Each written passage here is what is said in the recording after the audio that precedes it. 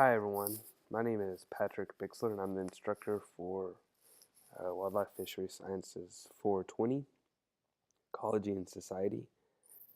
Thanks for signing up, thanks for joining the class this semester. I'm really looking forward to it. I've taught this in the past and really enjoyed it.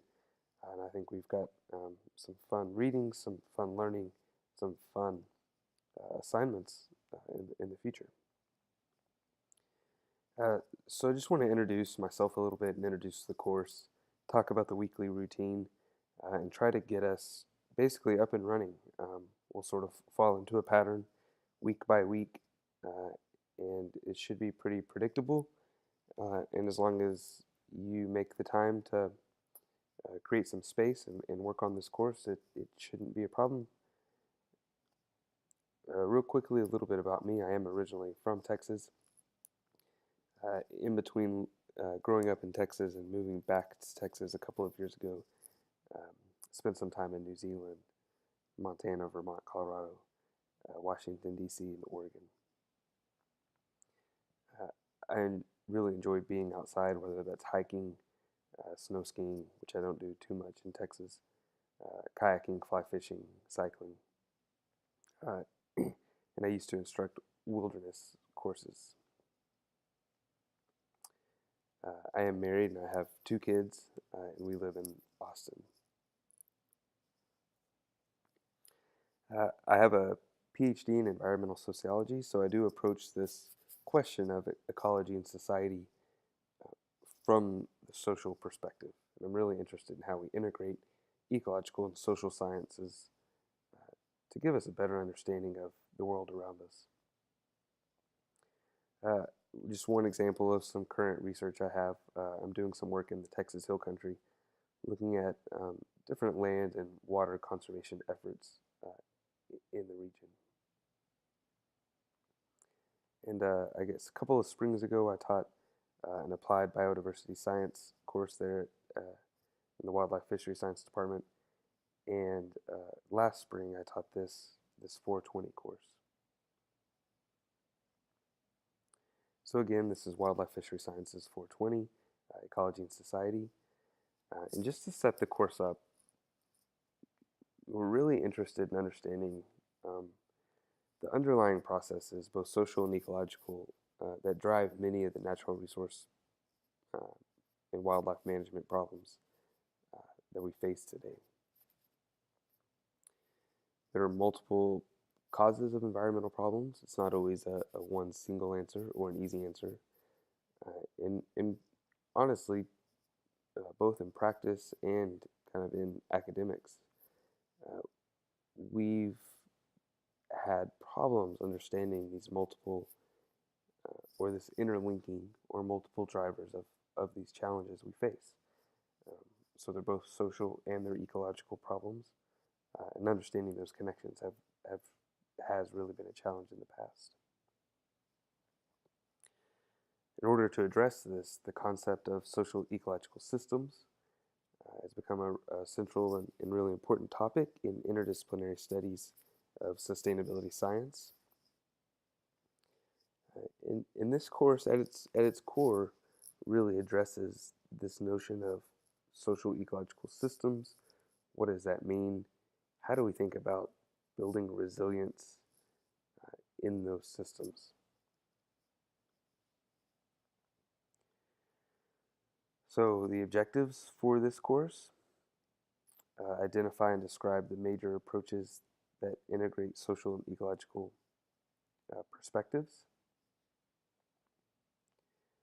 describe some, some key concepts of social ecological system resilience,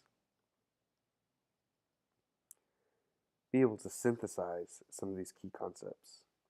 So being able to define one concept is important and one thing. But how do we synthesize these concepts, add multiple concepts into our ways of thinking and uh, approaching practice, for example, in your next job, or just thinking about solving some problems in your own life or in the world. We also want to analyze and express what purposeful social ecological change might entail. So if we were trying to solve problems and we were trying to set directions, uh, uh, what would that look like, and how would we go about doing that? And finally, we want to be able to take all of this learning, this describing, this defining, synthesizing, and applying it to real life concepts or real life case studies. So as I mentioned, this course will kind of run on a weekly routine, rather predictable. Um, this will include readings every week. There will be readings. The readings um, are really core to what we're doing. I know that they are in most classes, but when you're doing distance ed, a lot of that knowledge transfer comes through the readings themselves. We'll have videos. The videos are required to watch. The videos um, will be anywhere from an hour long video about a particular topic to 15-minute TED Talks to 5-minute cartoons. Uh, but the videos are curated in order to sort of enhance a concept that we talked about that week. Um, and then in addition, there will be these recorded video lectures. So those videos as well will be an important part of the weekly routine. The PowerPoint, there will also be a non-narrated version of the PowerPoint available on eCampus. And then every week there will be a wiki link to contribute to this sort of online discussion around a question posed by the instructor every week. So the requirements for this course will have quizzes roughly every 2 weeks. The quizzes in total will be worth 15% of your grade. Participation will come mostly from the weekly wikis. So I'll be able to see both if you participated as well as the quality of that participation. There will be 3 exams, roughly spaced about a third through the semester. Each exam is worth 15%. That totals 45% of your total grade. And then there will be a final project. And so the final project, I'll provide more information at a later date. And it's a little different than probably other projects, but it entails a online multimedia project around a topic of your choice. But again, I'll provide more information for that at a later date. So again, this is an online course. And online courses aren't really for everyone. And so it's important, if you've not taken one in the past, that you realize and do a little bit of thinking about what you're getting yourself into. Some really important principles for success in an online course. You should be a self-starter. You must be self-motivated to get through the material, to study, to do the assignments, to do the homework, to do the wiki. I'm not there, nobody's there to encourage you in a in-class environment. So it's really important that you're motivated to do each of these steps on your own. You must be comfortable with technology. By far the most common form of communication will be email. The quizzes and the exams will be taken online. Your final project is an online project. So technology is ingrained into everything we do in this course. And sort of aligned with being a self-starter is having a desire to learn this subject matter.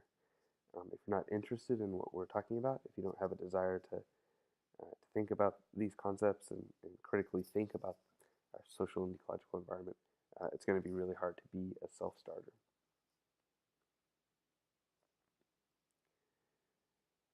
A few tips. There's this article on U.S. News. You should be able to click that link and view the whole article if you're interested.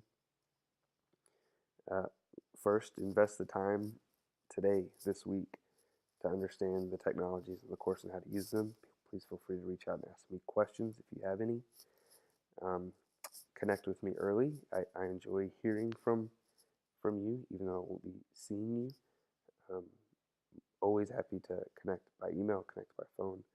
And the sooner you reach out to me in the semester, the more we can develop a relationship and address any problems that might come up. Create a schedule, even though there's not a scheduled time for this class, daytime in your week. It's important that you schedule time for this course on a consistent basis throughout the week, week after week. So perhaps Wednesday mornings you have a 2 or 3 hour time block. Well, that should become your time to work on this course. See if you can create a schedule for this course and embed it into your week. Stay organized. It's really important that you read the syllabus, you understand the syllabus, uh, you use it to organize the dates and the readings, etc. Again, I can only help so much with this organization. And then having a consistent workplace is important. So if you've got that 2 to 3 hour block on Wednesday morning and you work really well from the library and it's near your class in the afternoon, then maybe the library is your consistent place. Maybe it's your home, maybe it's a coffee shop, but having a consistent place where you go to work on this course is important. Again, some additional similar principles. Motivate yourself, use good time management to be organized, and then get organized.